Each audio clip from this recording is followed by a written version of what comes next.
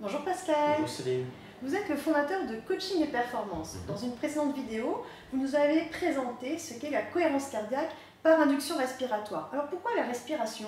Alors quand on parle de cohérence cardiaque, on parle de variabilité cardiaque. Et lorsqu'on parle de variabilité cardiaque, on parle de trois éléments importants: la tension artérielle, le cœur et la respiration. Et on sait que par la respiration, on va pouvoir agir sur la tension artérielle et sur le cœur, et donc avoir un maximum de variabilité cardiaque. Comment concrètement ça se pratique? Alors il y a une chose à respecter qui est fondamentale, c'est d'obtenir 6 respirations par minute.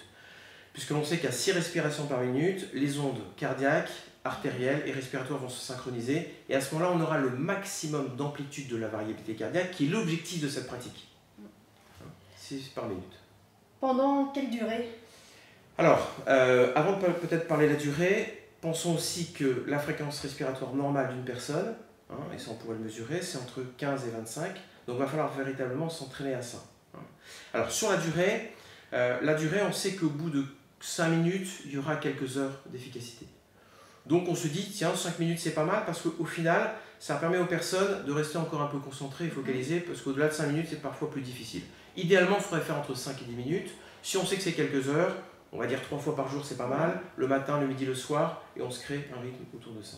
Okay. Sur la position, plutôt être assis, détendu, et sur la respiration, on inspire par le nez, normalement, on expire par la bouche. Ok, là, j'ai envie de dire qu'il n'y a pas vraiment de règle précise, c'est à chacun de trouver son aisance dans cette respiration.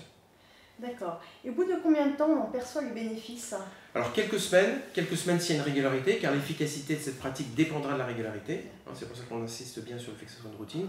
Quelques semaines, et puis si par exemple on passe des événements un peu plus difficiles, on peut augmenter pour avoir une meilleure capacité de résilience à gérer ces événements. Alors pour intégrer une nouvelle pratique, l'été est une période propice. Oui. Est-ce que vous avez une lecture à nous proposer pour intégrer facilement la cohérence cardiaque?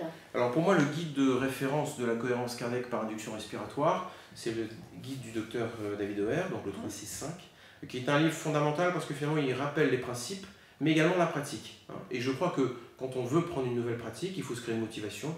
Ce livre peut contribuer à cette motivation. Merci Pascal pour ce conseil. Merci Je vous Céline. donne rendez-vous à la rentrée pour de nouvelles vidéos. À bientôt.